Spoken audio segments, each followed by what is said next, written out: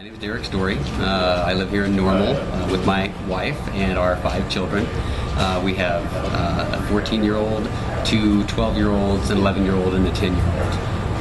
And so I work at the Illinois State University. I work in human resources, and I teach an overload in the School of Communication. What brought me to Normal was work originally. I worked for a staffing company in town that does a lot of staffing for State Farm, Caterpillar. Bloomington Normal is sort of the hub of a lot of the places that recruiting staffing operates. So they do staffing for Pontiac, Peoria, Decatur, Springfield, Champaign, and then here in Bloomington Normal. So it became the central, and that's where the office was. After working there for a few years, I found a job here at Illinois State University that I liked, and we had 3 of the 5 children at that time. So we thought, hey, let's move over. This community seemed like it was a natural to raise family in, and my wife is originally from the area.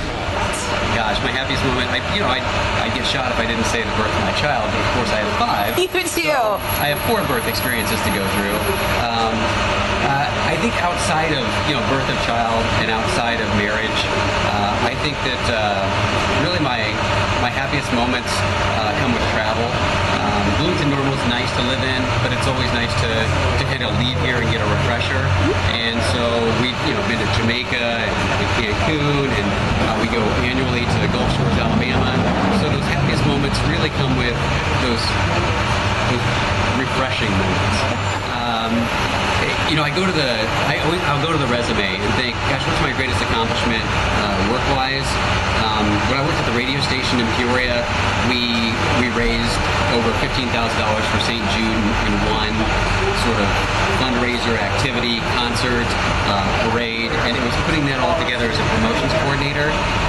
So really professionally, I know that's so long ago, that still sticks with me as that was something I was responsible for that really seemed like it went off well and without a hitch and raised the amount of money and succeeded. I think that on a personal level, greatest accomplishment probably would be, it's a daily, it's a marathon. It's raising kids. It's raising kids that are moral, ethical, and know how to behave in public.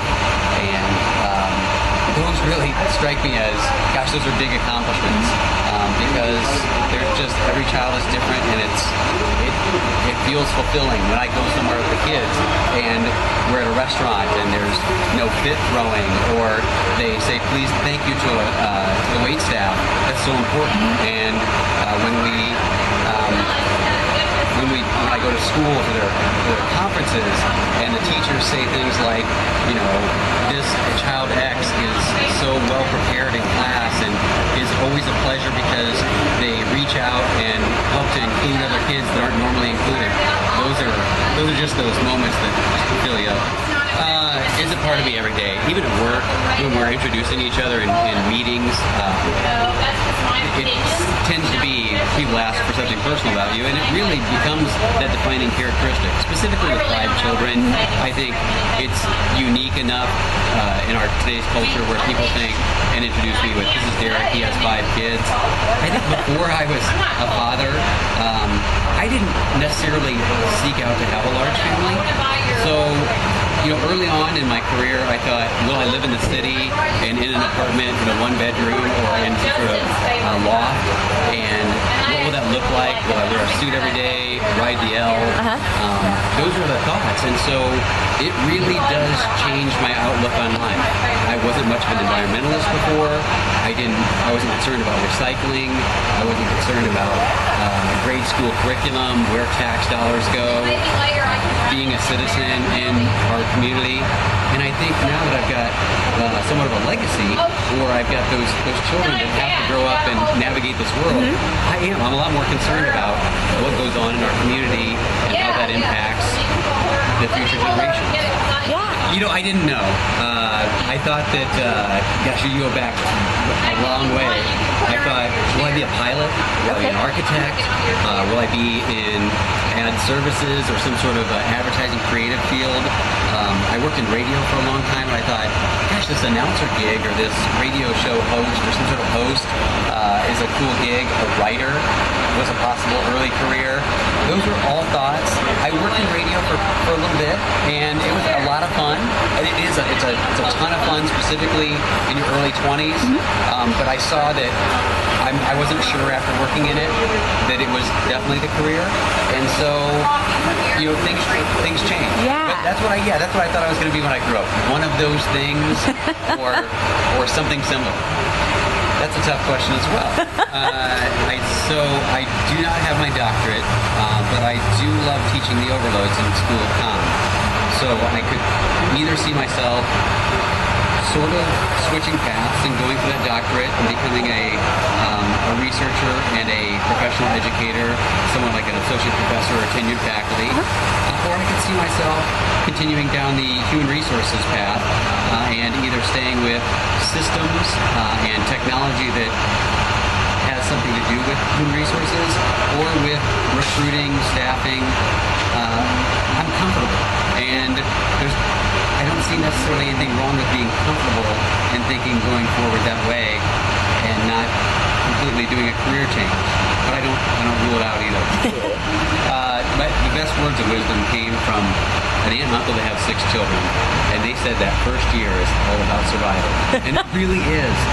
You will be overloaded with advice, and in today's technology, with what's out there on the web, what's in blog posts, what you can get on RSS feeds, you will be overloaded. You will have 17 articles that tell you why breastfeeding is the most important thing to your child.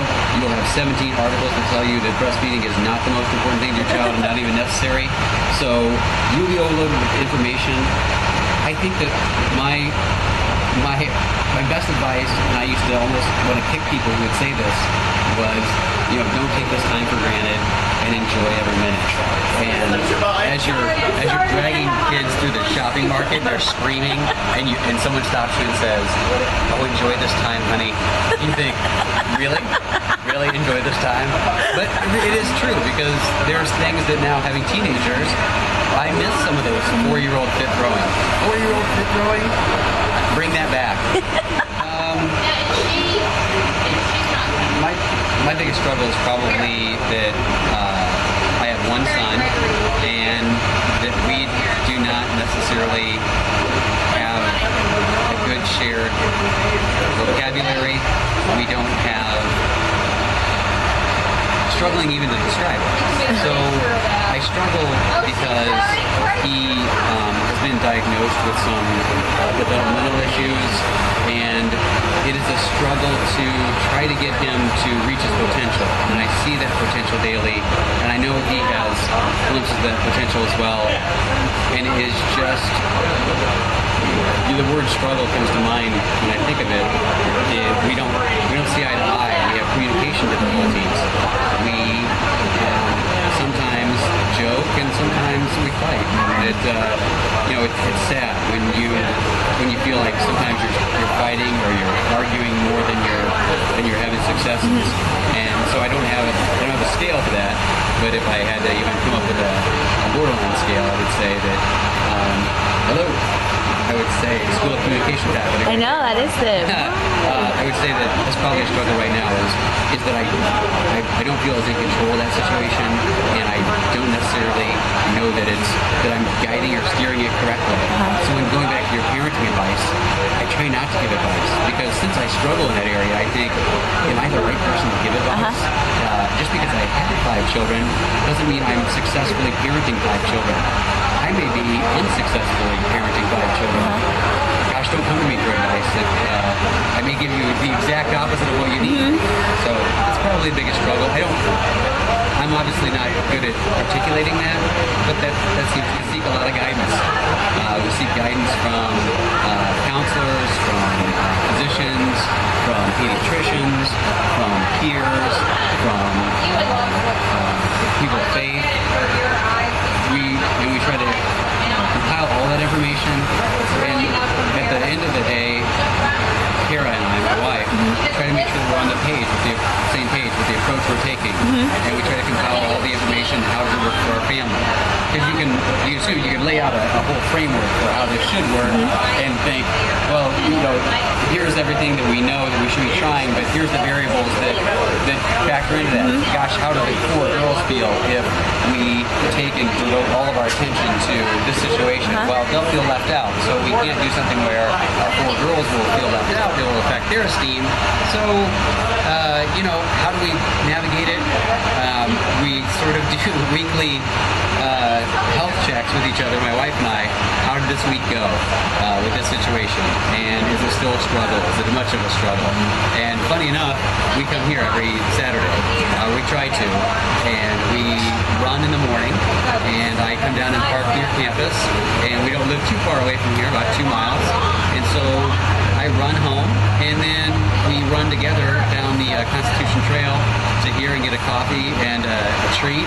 And the whole way here we talk about that and other situations that are going on in the household. Like I said, there are 4 daughters as well. So there are teenage situations that are happening.